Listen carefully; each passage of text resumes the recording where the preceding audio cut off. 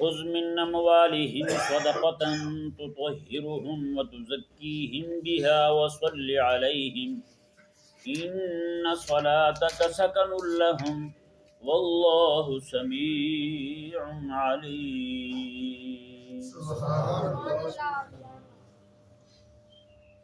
اس آیہ کریمہ کے اندر اللہ تبارک و تعالی نے پہلے تو منافقین سے صدقات لینے سے منع فرمایا اور ان کے لیے دعا کرنے سے، یہاں تک کہ ان کا جنازہ پڑھنے سے منع فرما دیا۔ اب وہ لوگ جو اپنے تھے لیکن سستی کی وجہ سے وہ جہاد پر نہ جا سکے، تو اللہ تبارک و تعالی نے کریمہ کا صلی اللہ علیہ وآلہ وسلم کو ان سے بھی صدقہ لینے سے منع فرما دیا۔ اللہ اکبر۔ کریمہ کا صلی اللہ علیہ وآلہ وسلم کو اللہ تبارک و تعالی نے ان کی توبہ قبول ہونے پر پھر اجازت دی، جی ان کی توبہ قبول ہونے پر اجازت دی۔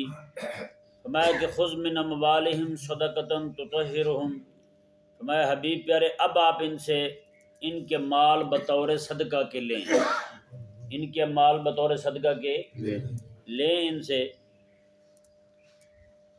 اور تطہرہم وتزکیہم بہا، ان کو پاک بھی فرمائیں اور ان کو ستھرا بھی فرمائیں، وصلی علیہم، اور ان کے لیے درود دعا بھی کریں، ان کے لیے دعا بھی کریں۔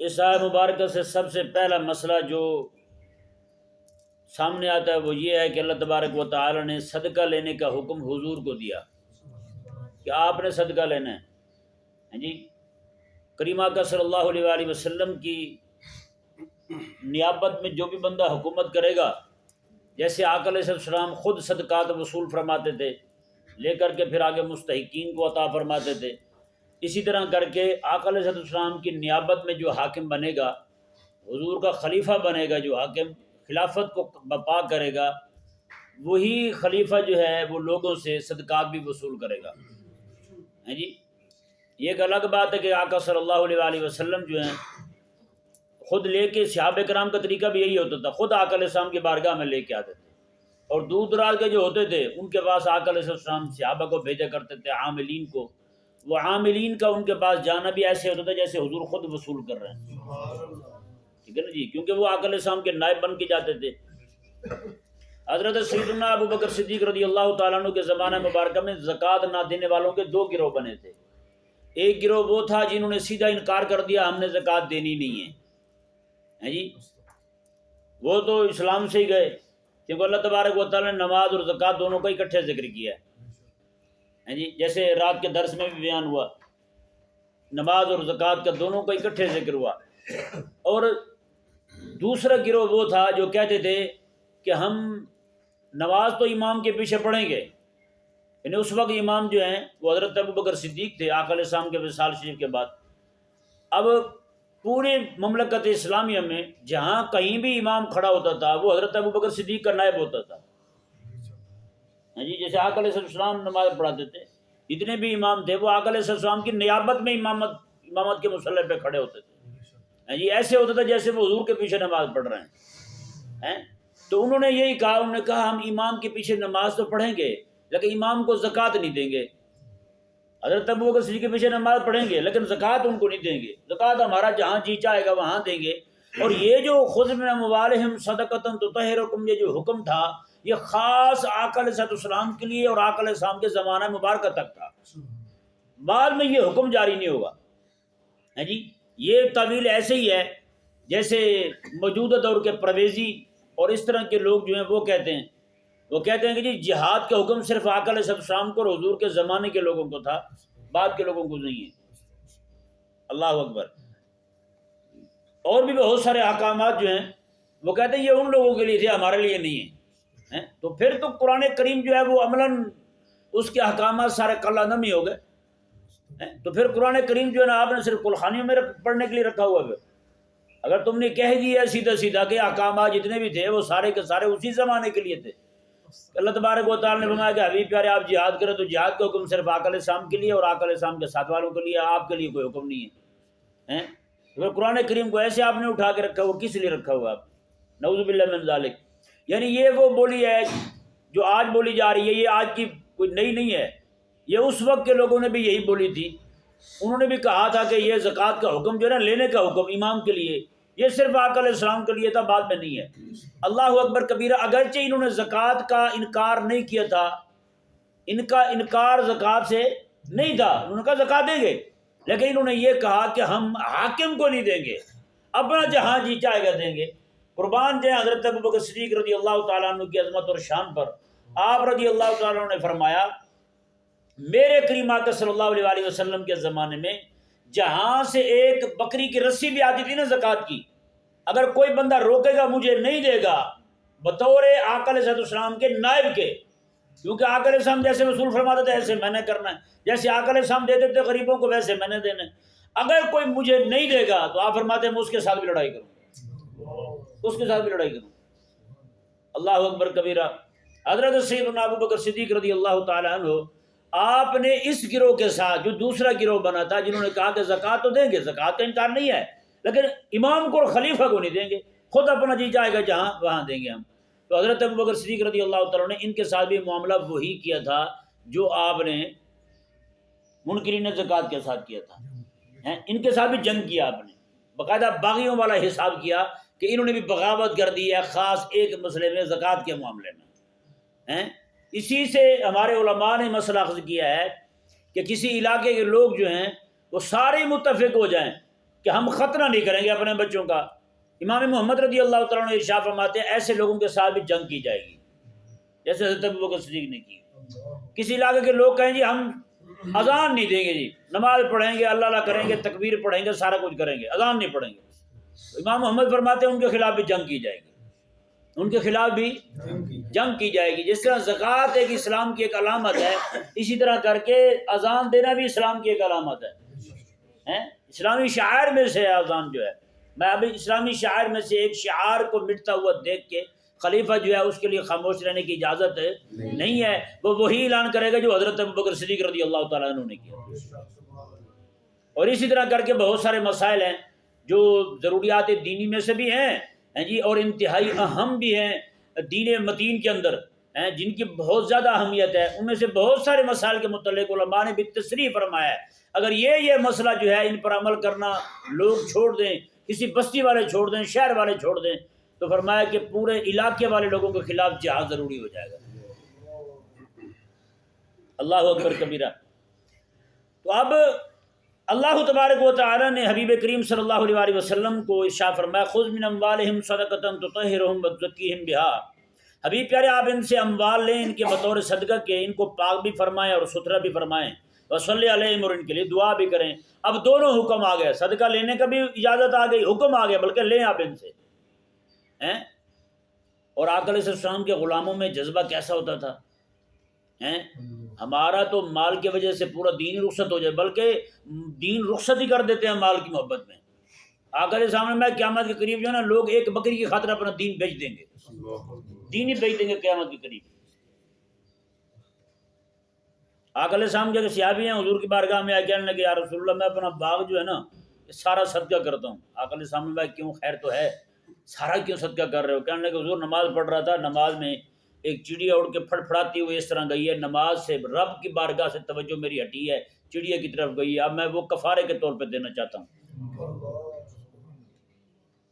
اللہ تعالیٰ بس میری توبہ قبول کر لے.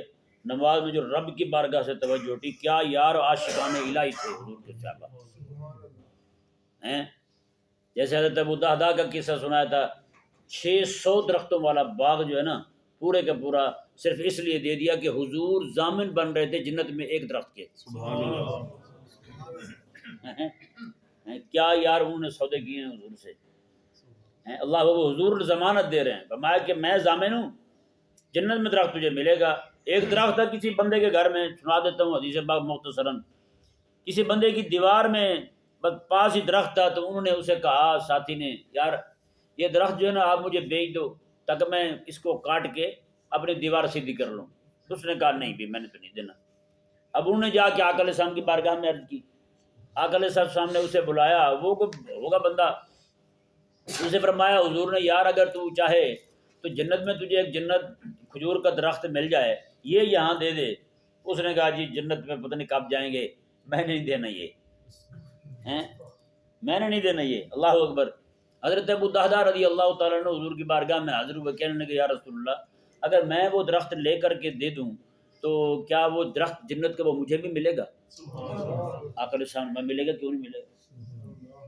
ہاں جی. وہ رات کے وقت اس کے گھر گئے, جا کے دروازہ بجایا, اسے کہا کہ یار میرا 600 درختوں والا جو باغ ہے کھجور کا, اگر وہ میں تجھے دے دوں اور یہ ایک درخت جو ہے نا کاٹنے دو اور تیرا ہمسایہ جو ہے وہ اپنی دیوار سیدھی کر لے, تو ایسا ہو سکتا ہے؟ اس نے کہا ایسا کیوں نہیں ہو سکتا, کرو ابھی کرو. ہاں جی. وہ گئے, سیدھا سودا ہو گیا.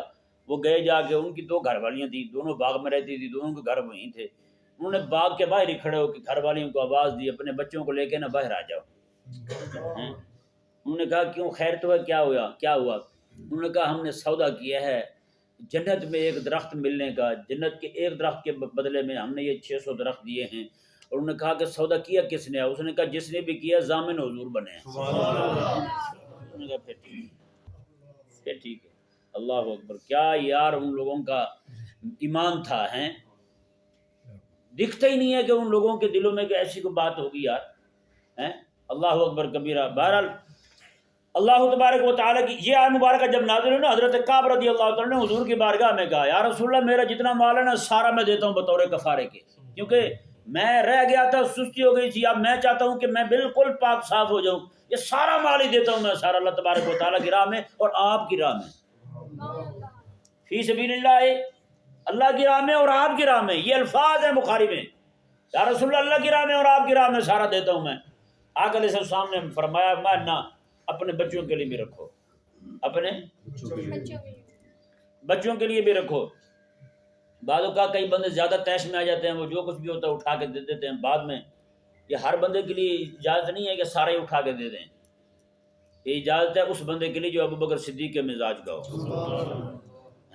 سارا دے دیا ہے.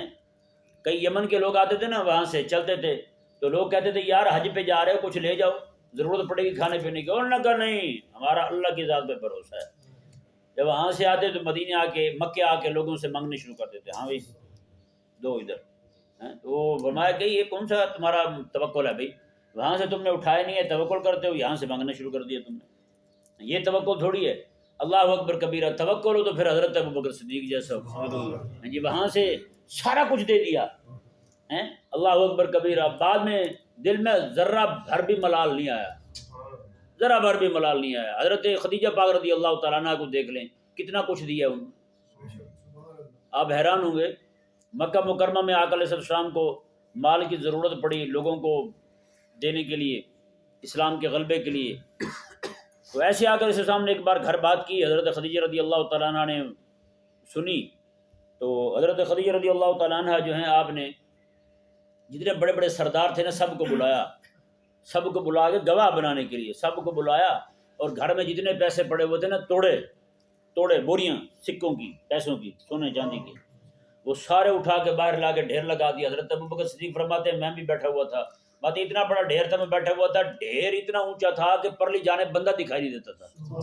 سارے پیسے سونے کے پیسے, اتنا بڑا ڈھیر تھا, اور سارے کا سارا آقا علیہ السلام کو پیش کر دیا, حضور یہ آپ کا سارا. اگر دیکھا جائے نا جتنا مال حضرت خدیجہ پاک نے دیا ہے اتنا تو حضرت ابو بکر صدیق نے بھی نہیں دیا. زیادہ مال حضرت خدیجہ نے دیا. یہ ذہن میں رہے مسئلہ کہ اتنا بڑا ڈھیر ہیں. حضرت ابو بکر صدیق فرماتے ہیں کہ بیٹھا ہوا بندہ پرلی طرف دکھائی نہیں دیتا تھا یار. اور آپ ہی دیکھ لیں یار, 100 نہیں 10 والے نوٹ اتنے پڑے ہو تو کتنے بنیں گے, وہ تو سونے کے سکے تھے. اور وجہ پتہ کیا ہے, اور آقا علیہ السلام نے یہ فرمایا ہے حضرت ابو بکر صدیق کے بارے میں, فرمایا کہ جو احسان ابو بکر صدیق کا ہے باقی سب کے احسان دے دیے, ابو بکر صدیق کا احسان جو ہے وہ قیامت والے دن اللہ خود ہی دے گا. سبحان اللہ. تو حضرت خدیجہ رضی اللہ تعالیٰ عنہ نے تو سارا کچھ دیا تھا, انہوں نے بہت سب سے زیادہ حضرت خدیجہ نے دیا ہے. پھر آقا علیہ السلام نے ان کا کیوں نہیں فرمایا؟ وجہ یہ ہے کہ حضرت خدیجہ رضی اللہ تعالیٰ عنہ تو حضور کے گھر میں آ گئی تھی, وہ تو حضور کے گھر میں آ گئی تھی. انہوں نے اپنا آپ بھی حضور کو پیش کر دیا اور اپنی ہر شے حضور کو پیش کر دی. وہ اپنا تھا آقا علیہ السلام. اللہ اکبر کبیرہ. تو بھئی انہوں نے جو قربانیاں دی ہیں نا اسلام کے لیے، اللہ تبارک و تعالی نے پھر قرآن میں فرمایا لا یستوی منکم من انفق من قبل الفتح وقاتل، اللہ اکبر، فرمایا کہ دو باتیں جو ہے نا تمہارے لوگوں کو ممتاز کر گئی ہیں، جنہوں نے فتح مکہ سے پہلے جہاد کیا ہے اور فتح مکہ سے پہلے پیسے خرچ کیے ہیں دین کے لیے، تو میں پوری کائنات کے لوگ مل کے بھی ان کا مقابلہ نہیں کر سکتے، تم ان کے برابر نہیں ہو۔ اللہ اکبر، کیا قربانی دی ہوگی یار انہوں نے اسلام کے غلبے کے لیے۔ میں سچی کہہ رہا ہوں، آج وہی دور ہے جی، آج اسلام، اس وقت جو اسلام کو چیلنجز تھے جی آج اس سے بہت زیادہ ہیں، لیکن اس وقت جو ہے نا ان چیلنجز سے نمٹنے کے لیے میرے آقا علیہ السلام تشریف فرما تھے اور حضرت ابوبکر صدیق حضور کے ساتھ کھڑے ہوئے تھے۔ آج جتنے بھی ہمارے کرتا درد ہیں وہ بیچارے خود اسلام کے درد سے ناشنا ہیں، ان کو اسلام کا درد ہی نہیں ہے۔ اللہ اکبر کبیرہ۔ دیکھیں جی اللہ تبارک و تعالی نے یہاں یہ فرمایا نا جی، جو ہر غزوے میں شریک تھے، غلبہ دین کی تحریک کی جد و جہد میں، مہم میں شریک تھے، ایک میں نہیں گئے تو حضور 50 دن نہیں بولے ہیں۔ تو ہمارے یہاں کے مولوی پیر جو ہیں وہ کسی غزوے میں زندگی ساری شریک نہیں ہوئے، کبھی کسی غزوے میں جانے کا، کسی میدان جہاد میں جہاد کو بپا کرنے کا ذہن نہیں بنا، کبھی دل میں خیال تک نہیں آیا جہاد کا، وہ بھی 50 دن بھی نہیں گزرنے دیتے، حضور کی بارگاہ میں سلام کرنے پہنچے ہوتے ہیں، پتہ نہیں کس منہ سے سلام کر لیتے ہیں۔ اللہ اکبر کبیرہ۔ دادے کے مزار پہ ہندو نعرے مار رہے ہیں، کفری یا شرکی یا بتوں کے نعرے مار رہے ہیں اور پوتے عمرے کر رہے ہیں۔ اعلیٰ حضرت رضی اللہ تعالیٰ عنہ کے مزار شریف پہ ابھی 3-4 دن کی بات ہے، عین تراویح کے وقت سینکڑوں ہندو اکٹھے ہو کے باہر آ کے جے شری رام کے اور اپنے بتوں کے نام کے نعرے لگاتے رہے امام احمد رضا کے مزار پہ، اور وہاں کے جو گادی نیشن ہیں وہ سارے عمرے پہ گئے ہوئے ہیں، اندازہ لگا۔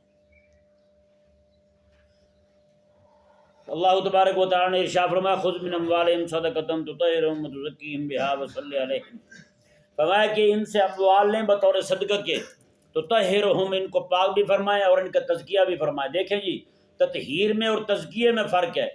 تطہیر یہ ہے کہ فرمایا کہ ان سے جو سستی ہوئی ہے وہ گناہ معاف ہو گیا، یہ تطہیر ہو گئی، یہ کیا ہو گیا؟ تطہیر ہو گئی۔ حبیب پیارے ان سے اب مال لیں، ان کا تزکیہ ہو جائے، یعنی کہ ایسے اوصاف ان میں پیدا ہو جائیں دوبارہ کبھی جہاد کے معاملے میں ان سے سستی نہ ہو۔ اللہ اکبر، کتنی بڑی بات ہے، اللہ اکبر۔ اللہ تبارک و تعالی ارشاد میں وصلی علیہم، اور ان کے لیے دعا بھی کریں۔ کیوں؟ اب یہ دکھی ہوئے نا سارے، جہاد پہ نہیں گئے تھے، سستی ہو گئی تھی، پھر آپ صلی اللہ علیہ وسلم کا ان سے ناراضگی کا اظہار فرمانا اور ان 7 بندوں کا اپنے آپ کو باندھ دینا، اور باقی جو لوگ ہیں 3 ان کا جناب 2 کا گھروں میں بیٹھے ہوئے روتے رہنا اور ایک کا مارے مارے گلیوں میں پھرتے رہنا، جی کبھی ادھر دیکھتے ہیں کبھی ادھر دیکھتے ہیں، کنکھیوں سے دیکھتے ہیں کہ حضور میری طرف دیکھتے ہیں یا نہیں دیکھتے، حضور میری بات کا جواب دیتے یا نہیں دیتے۔ اب سارے دکھی تو ظاہر بات ہے ہوئے تھے سارے، تو اللہ تبارک و تعالی نے فرمایا حبیب کرے اب آپ ان کے لیے دعا کریں نا، ان کے لیے ان صلاتک سکن لہم، آپ کا دعا کرنا ان کے دکھوں کے لیے مرہم بن جائے گا۔ اللہ اکبر، ان صلاتک سکن لہم، حبیب کرے آپ کی دعا جو ہے نا ان کے لیے سکون کا باعث بن جائے گی، آپ دعا کریں ان کے لیے۔ اللہ اکبر۔ اللہ تبارک و تعالی نے فرمایا واللہ سمیع علیم، اللہ قربان جائیں، ادھر فرمایا رب تبارک و تعالی نے حبیب ان کے لیے دعا کریں، ان کے لیے سکون کا باعث ہے، ساتھ ہی رب تعالی نے فرمایا سمیع علیم، میں سننے والا بھی ہوں جاننے والا بھی ہوں، سمیع مطلب قبول کرنے والا ہوں، علیم جاننے والا ہوں کس کو کیا دینا ہے اور کس کو کتنا دینا ہے۔ اللہ اکبر کبیرہ۔ اللہ تبارک و تعالی نے آگے ارشاد فرمایا، دیکھیں مزید اللہ تبارک و تعالی نے پھر دھمکا بھی دیا ان کو، پھر یعنی اتنی ان کو جھنجھوڑنے کے بعد اتنی تکلیف اٹھائی نا انہوں نے، پریشان رہے نا سارے کہ روتے روتے جن کی بینائی جانے کو ہو گئی، تکلیف نہیں اٹھائی انہوں نے، اپنے آپ کو باندھ دیا، کھانے پکائے کے بغیر پڑے ہوئے ہیں، بینائیاں تک کمزور ہو گئی وہیں پڑے پڑے۔ اللہ تبارک و تعالی نے اب پھر ان کو فرمایا الم یعلموا ان اللہ هو یقبل التوبۃ عن عبادہ ویأخذ الصدقات، کیا ان کو پتہ نہیں ہے کہ اللہ تبارک و تعالی توبہ قبول کرنے والا ہے اپنے بندوں کی، جی ویأخذ الصدقات، اور صدقے لیتا ہے اللہ تعالیٰ اپنے بندوں سے، اللہ صدقہ لیتا ہے، کون لیتا ہے؟ اللہ صدقے لیتا ہے۔ اسی لیے حضرت عائشہ پاک رضی اللہ تعالیٰ نے جب بھی کسی کو پیسے دیتی، سکے ہوتے تھے، سکے پہلے دھوتی، دھونے کے بعد دیتی۔ بچوں نے عرض کیا اماں دھوتی کیوں ہے پیسے آپ؟ ہم نے کسی کو دھوتے ہوئے نہیں دیکھا۔ میں بیٹا تمہیں نہیں پتا، حضور فرماتے تھے جب بندہ اللہ کے نام پہ دیتا تو بندے فقیر کے ہاتھ میں جانے سے پہلے اللہ کے ہاتھ میں جاتے ہیں۔ تو میں نہیں چاہتی کہ میلے پیسے رب کے ہاتھ میں پکڑا دیں۔ ہم تو مسجد میں دینے ہوتے ہیں وہی دیتے جس میں قائد اعظم بیچارے کی ٹوپی بھی سلامت نہیں ہوتی ہیں۔ کئی بار ایسے پیسے جمعے میں ڈال جاتے ہیں، گلے میں ڈال جاتے ہیں تو پورا آدھا نوٹ ہی نہ۔ ایک تو بندہ ایسا کاریگر نکلا، وہ 10 روپے تھے، دونوں ہی ایک ہی جانب تھی، قائد اعظم ہے ہی نہیں بیچارہ اس میں، دونوں آدھے آدھے کر کے اس طرح کر کے وہ پتہ نہیں کہیں پہ دونوں ٹوپیاں ایک طرف جوڑ دی ہوں گی، دو پاسے جو ہے نا سائڈیں ایک ہی جانب جوڑ کے انہوں نے کہا چل ٹھیک ہے یہ بھی راضی رہیں اور وہ بھی راضی رہیں۔ تو یہ نہیں بھائی، اس طرح نہیں کرنا چاہیے۔ بہر اللہ تبارک و تعالیٰ ہمیں سمجھنے کی توفیق عطا فرمائے۔ ممکن ہے اس کو بھی کسی نے ایسے ہی لعاب دہن لگایا ہو۔ یہ ضروری ہے، اب یہ مسئلہ سن لیں، ضمن آ گئی بات تو بتا دوں آپ کو، یہ پیسوں کے بارے میں نا جیلی ہے، اصلی ہے، نقلی ہے، نوٹ، یہ سیکھنا واجب ہے۔ سنیں مسئلہ، ہم کہتا نہیں کہ میں کدے نہیں دیکھا جی، کیوں نہیں دیکھا بھائی؟ امام غزالی رحمہ اللہ احیاء العلوم میں فرماتے ہیں کہ یہ پیسوں کی پہچان جو ہے نا، یہ اس کے متعلق سیکھنا واجب ہے ہر بندے پر۔ چلو اس لیے نہ سیکھو کہ ہمیں کوئی دھوکہ دے جائے، اس لیے تو سیکھو کہ جیلی نوٹ آپ نہ چلائیں، کسی کو دھوکہ نہ دیں۔ خود تو چلو مومن تکلیف اٹھا لیتا ہے، کسی کو تکلیف تو نہ دیں، کسی کے ساتھ دھوکہ تو نہ ہو۔ جی اس لیے یہ ہر بندے پر ضروری ہے کہ پیسوں کے بارے میں بھی کچھ پہچان رکھے۔ جیسے آپ جاتے ہیں نا کسی دکان والے کے پاس، کوئی بڑا نوٹ دیں، 10 روپے والا ہو تو ایسے لے کے پہن دیتے ہیں، ہاں 5000 والا ہو تو قائد اعظم کو رگڑتے ہیں، ہاں بھی اصلی ہے، ہنستا ہے یا نہیں، ہے نا؟ تو وہ رگڑ کے دیکھتے ہیں۔ کیوں دیکھتے ہیں؟ ان کو پتہ ہے بھائی اس میں کوئی تار ہوتی ہے، اس کی چمک چمک دیکھتے ہیں، پھر رکھتے ہیں پیسے۔ یہ ہر بندے پر ضروری ہے کہ یہ سیکھے، کہ نہیں سمجھ آیا مسئلہ؟ ہاں اگر یہ ہم نہیں سیکھیں گے تو ظاہری بات ہے ہم دھوکہ اٹھاتے بھی رہیں گے، دھوکہ دیتے بھی رہیں گے۔ نہیں سمجھ آیا مسئلہ؟ ہاں یہ ضروری ہے بھائی ہر بندہ سیکھے۔ اللہ تبارک و تعالی نے ارشاد فرمایا وَقُلِ اعْمَلُوا، یہ آ رہی جی وعید شدید آ رہی ہے، جنہوں نے اتنی تکلیف اٹھائی، تکلیف اٹھانے کے بعد اب کیا فرما رہے رب تعالیٰ؟ قل حبیب آپ فرما دیں اعملوا، ہاں اب کام کرو اپنا، تو نیکی والے اعمال شروع کر دو، لیکن یہ ذہن میں رکھنا فَسَيَرَ اللَّهُ عَمَلَكُمْ وَرَسُولُهُ وَالْمُؤْمِنُونَ، اب تمہارے اعمال پر اللہ بھی نظر رکھے گا اور اس کا حبیب بھی نظر رکھے گا، مومن بھی نظر رکھیں گے۔ بتائیں بھائی، اب تم جہاد پہ جاتے ہو یا نہیں جاتے ہو، جہاد کے معاملے میں سستی تو نہیں دکھاتے ہو، اللہ بھی دیکھے گا، محبوب بھی دیکھیں گے اور صحابہ بھی دیکھیں گے۔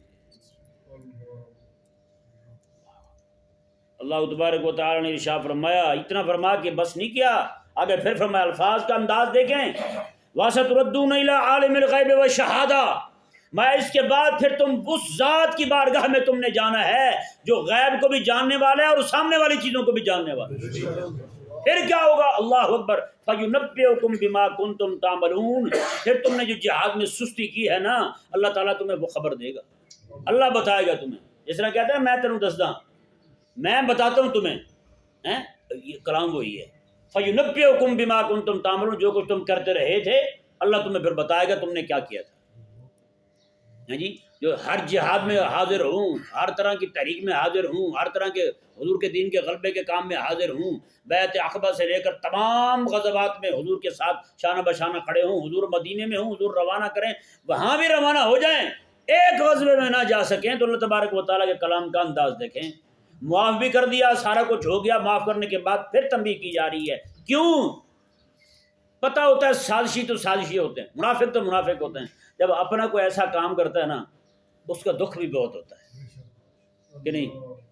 جب اپنا کہلانے والا کوئی ایسا کام کرتا ہے اس کا دکھ بھی بہت ہوتا ہے۔ منافقوں کو کیا کیا؟ میں چلو بھی شابق کس کو نکلو، انہوں نے آ کے حضور معاف کر، میں ٹھیک ہے کر دیا، جاؤ اللہ خیر کرے گا، جاؤ گا۔ تمہارا جو ہے نا ظاہر ہم نے وہ ٹھیک ہے قبول کر لیا، اب جو تمہارا باطن ہے اللہ جانے تم جانو، ٹھیک ہے جاؤ، ان کو روانہ کر دیا۔ اب یہ اپنے جو تھے اپنے بندھے ہوئے ہیں مسجد میں، 7 بندھے ہوئے ہیں، 3 باہر رو رہے ہیں، اندازہ لگائیں، اپنوں کو ایسے جھنجھوڑا جاتا ہے پھر۔ ہاں کہیں کہتے ہیں جی میں تو اپنا ہوں، جی میں جو مرضی کر لوں، مجھے کیا ہوتا ہے؟ نہ نہ نہ، تجھے کیا پتا، تیرے ساتھ محبت ہے۔ مدرسے میں پڑھنے والے بچے ہوتے ہیں نا، کلاس میں درجے میں پڑھتے ہیں بچے، ہاں جی، ایک بچہ وہ ہے آ کے چھٹی مانگتے جی چھٹی دے دیں، انہوں نے کہا ٹھیک ہے جا منٹ مار چل۔ ایک بچہ ہوتا ہے پڑھنے والا، ادب کرنے والا ہوتا ہے، وہ چھٹی مانگتا ہے، اس کو چھٹی نہیں ملتی جلدی۔ اب اس کے دل میں بعد اوقات ہوتا ہے فلانا تو چول شخص ہے، اس کو چھٹی مل جاتی ہے، مجھے نہیں ملتی۔ اب اسے کیا پتا مکتب عشق کا دستور نرالا دیکھا، اسے چھٹی نہ ملی جسے سبق یاد تھا۔ اسے چھٹی کیوں نہیں ملی جسے سبق یاد تھا؟ اس لیے نہیں ملی یار، اس کو تو پہلے نہیں آتا، اگر اس کو بھی چھٹی مل جائے یہ نہ ہو کہ پورا درجہ ہی ہمارا نکارا لوگوں کا ہو جائے، پورے مدرسے میں بیکار لوگ بیٹھے ہوئے۔ اب وہ بیچارے سمجھتے ہیں کہ ہمیں نظر لگ گئی ہے۔ ایک بچے نے ہم سے چھٹی مانگی اعتکاف بیٹھنے کی، تو ہم نے کہا بھی ادھر بیٹھنا تو بیٹھ جاؤ، کیونکہ مریض جو ہے نا وہ ڈاکٹر کے پاس رہے تو علاج ہوتا رہتا ہے، کہ نہیں سمجھ آیا مسئلہ؟ مریض ڈاکٹر کے پاس ہو تو علاج ہوتا رہتا ہے، علاج ہوا بھی ہے یہاں پہ ہمارے معتکفین کا ہیں ماشاءاللہ۔ تو اب وہ چاہ رہا تھا کہیں دور جا کے بیٹھنے کو، بچوں کے شوق ہوتے ہیں نا دور جا کے بیٹھیں گے کہیں، تو چلو استاد تو جنہ دوروں ہوں گے انہیں ذرا زندگی آسانی نال گزرنی ہے۔ تو میں بچے نو کیا، میں کہ پتر تیرے 8 دن بن دینے اعتکاف دے، تو روز دا 100 روپیہ سانو جمع کراویں تے 800 بندا ہے، تے 800 تو دے تے جتھے مرضی جا اعتکاف وچ، مقصد تے انہوں روکنا۔ واپس آ گیا، بچے نو کہندا ہے نظر لگ گئی مینوں کسے دی، میں کہ پتر پھر وہ میں ہی لائی ہے،